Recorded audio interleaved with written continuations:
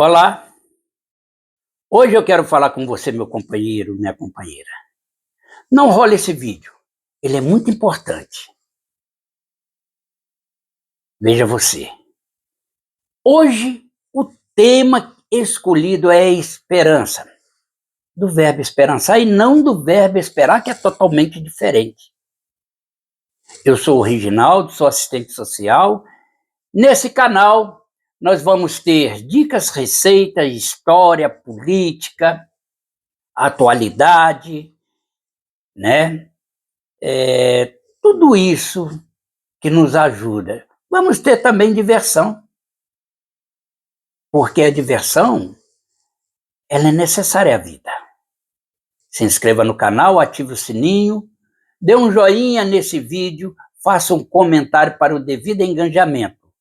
E depois, compartilha ele para todos os seus contatos, principalmente para aqueles companheiros, para aquelas companheiras que estão desesperados, perderam a alegria e que acham ou pensam que perderam o motivo da vida. A esperança é um tema interessante para nós outros. E é dele que nós vamos falar. A vida é muito dinâmica. Nós estamos sempre correndo para lá e para cá.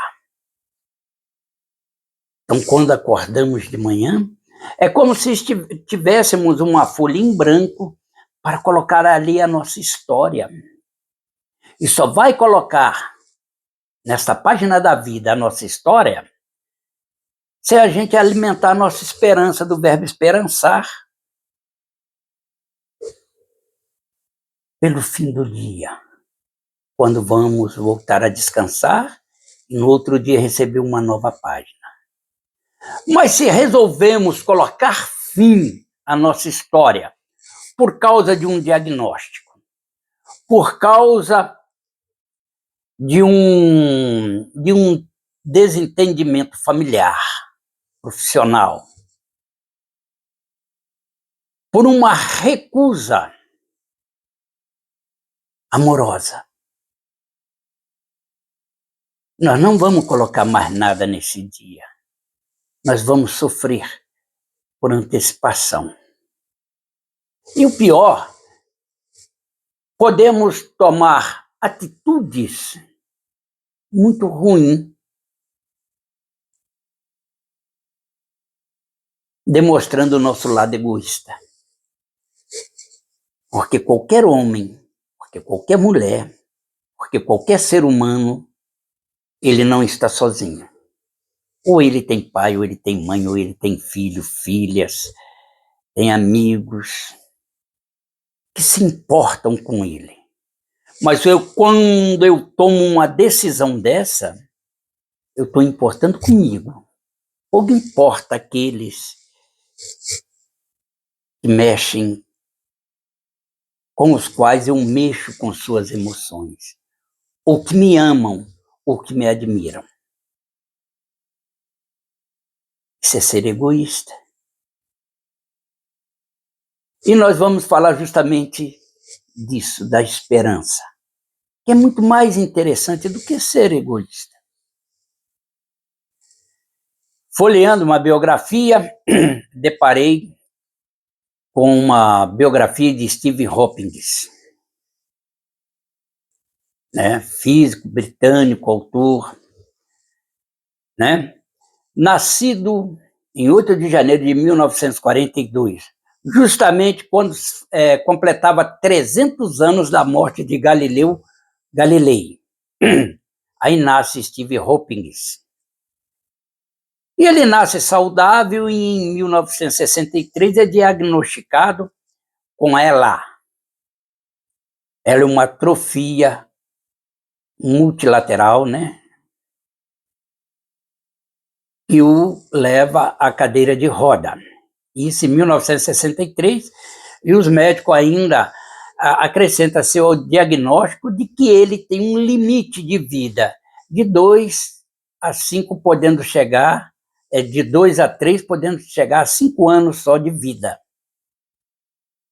Ele não se importa, ele tinha 21 anos, já fazia doutorado, e em 1965, mesmo com esse diagnóstico, ele se consorcia, né? Casa-se, e desse casamento tem 3 filhos. Continua a trabalhar, continua a estudar, continua a contribuir com informações para o mundo. E 2018, 14 de março de 2018, ele morre aos 76 anos. Veja vocês, ele recebe um diagnóstico, teria no máximo 5 anos de vida, continua trabalhando, continua estudando e vive até os 76 anos.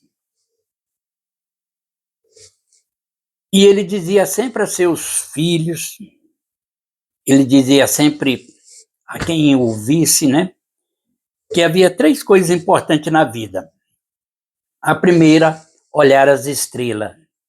A segunda, não olhar para os pés. A terceira, ao encontrar um amor, que não o deixasse ir embora. Porque a família é muito importante, o amor, essa reciprocidade é muito importante. Por que olhar as estrelas? Porque lá em cima está a liberdade, lá em cima está a curiosidade, lá em cima está a esperança. Por que não olhar os pés? Os pés é um sinônimo de limitação, é até onde nós podemos ir. E nós, enquanto ser pensantes, somos ilimitados no nosso pensamento.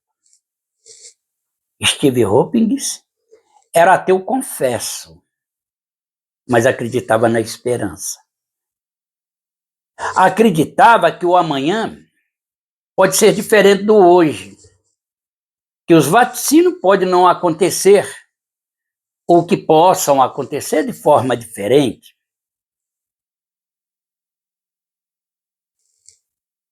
Então ele sempre dizia, sonhe, busque, não se limita. Principalmente, ame. Amar é como dar rosas.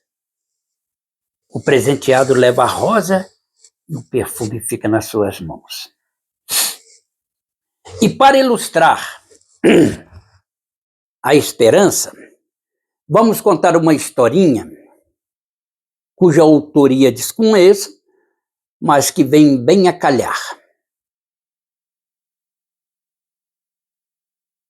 Em um país distante, governado por um rei, um homem muito inteligente comete um crime que, às vistas, no julgamento do rei, a condenação era capital, era a pena de morte, e esse homem vai a julgamento e é condenado à pena de morte pelo rei.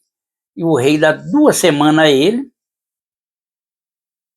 e depois dessas 2 semanas iria executá-lo, ou vai executá-lo.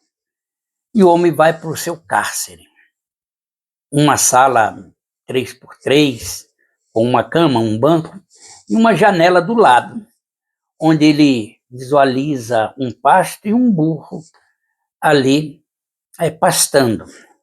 Ele olha para o lado, ainda vê o carcereiro.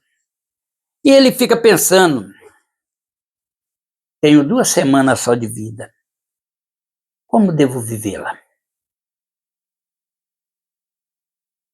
E começa, logo em seguida, a conversar com o burro, contando história para o burro e pedindo que ele respondesse. O carcereiro, a princípio, não se toca. Com o passar das horas, o carcereiro começa a se ligar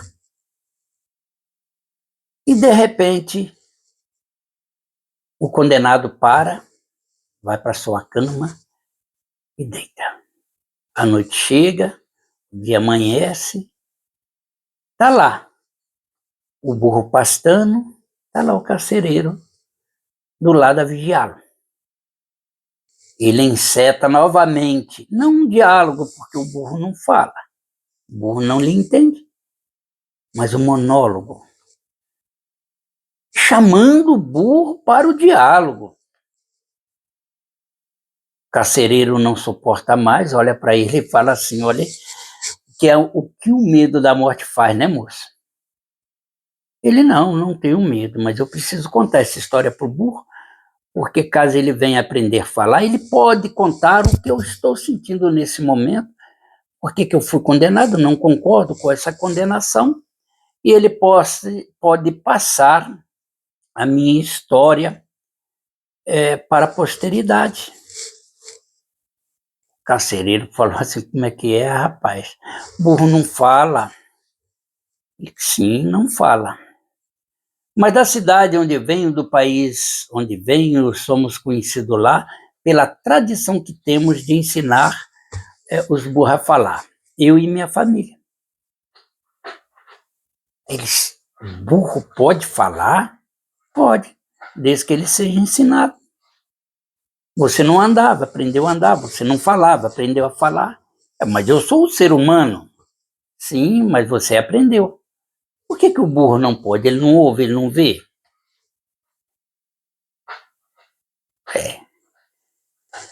Aí deu pressa naquele carcereiro de ir ter com o rei. E chegou lá e disse para o rei, majestade, tu não sabes, mas aquele condenado, segundo ele pode fazer um burro a falar. O rei olhou e falou, que isso?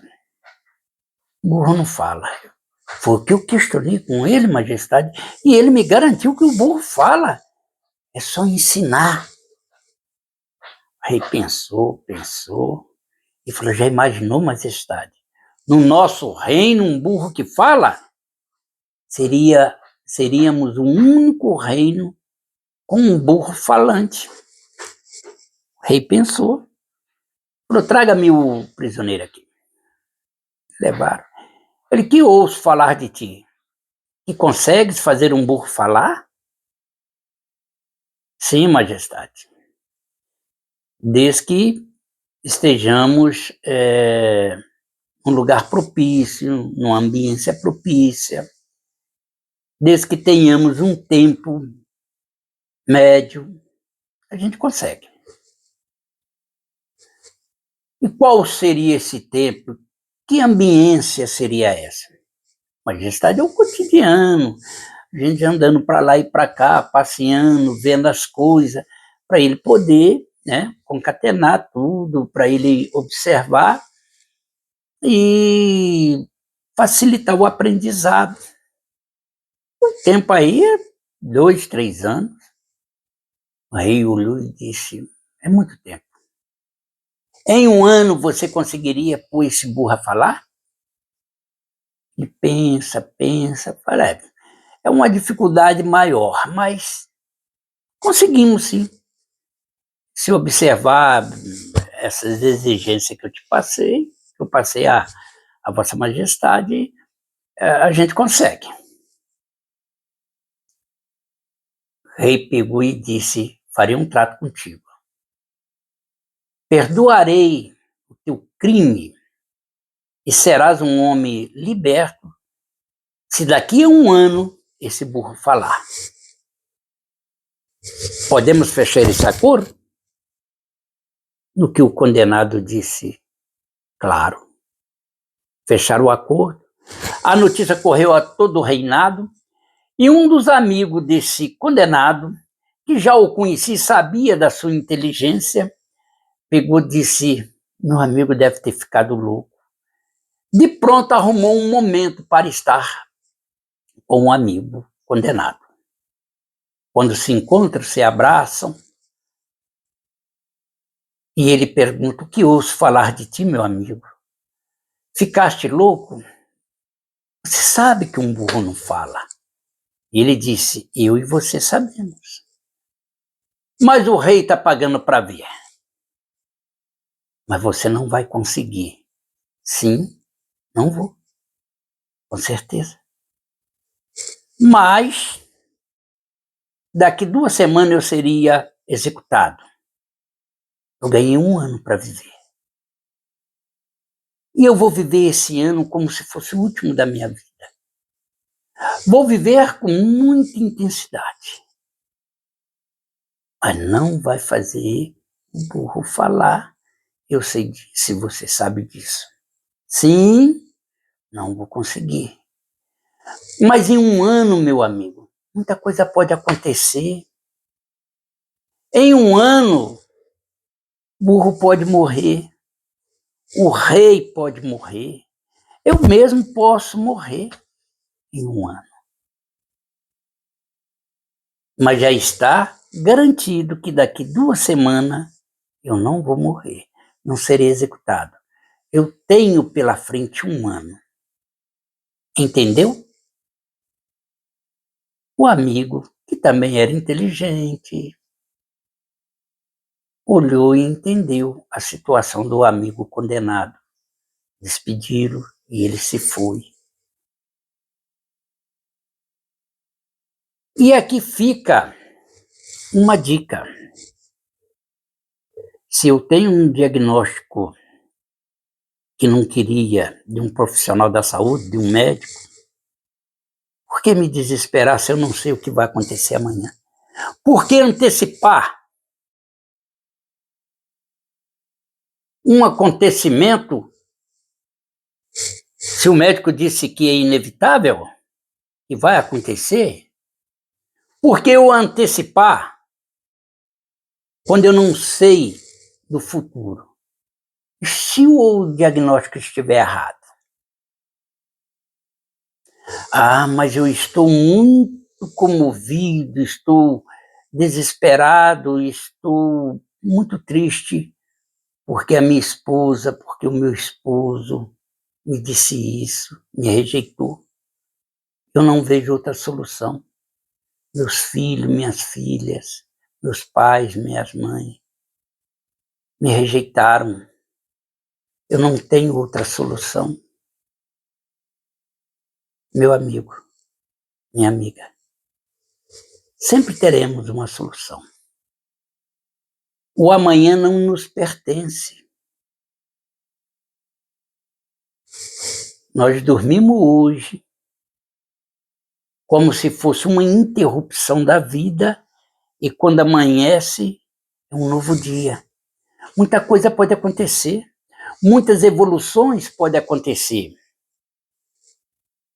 Antes, nosso meio de locomoção era automóveis,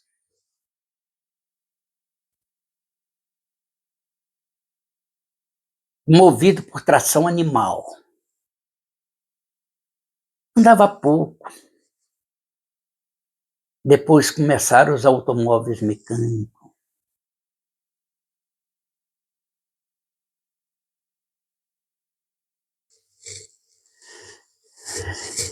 E a coisa foi melhorando. A gente se comunicava muito através de carta, hoje através de celular a coisa foi mudando. O mundo foi se apequenando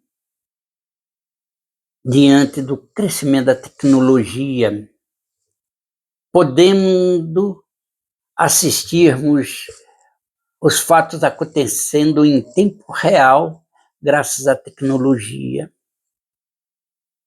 Por que antecipar um diagnóstico se não conhecemos o amanhã? Lembra, meu irmão? Lembra, minha irmã? Alguém se preocupa conosco. Meu pai, minha mãe, meu filho, minha filha, meu vizinho, meu amigo, meu companheiro de serviço, meu patrão, meu chefe. Eu não estou sozinho no mundo. Alguém me olha de forma diferente. Ainda que eu tenha um punhado de desafeto, pode ser que eu tenha pelo menos um que me olha com admiração. E é por esse um que eu devo esperar. É por esse um que eu devo manter a minha esperança. É por esse um que eu devo transformar os últimos momentos da minha vida nos melhores momentos para ter uma qualidade na reta final da minha vida. Não temos que sair da vida porque queremos sair. Nós vamos sair porque é um processo natural.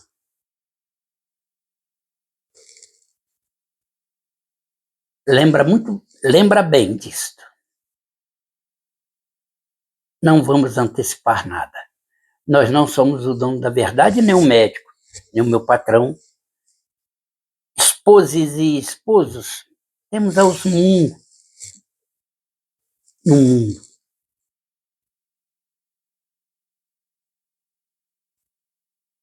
Ninguém merece morrer porque está sendo rejeitado, mas merecemos viver para termos a oportunidade de amarmos mais. Se gostou desse vídeo, nos siga.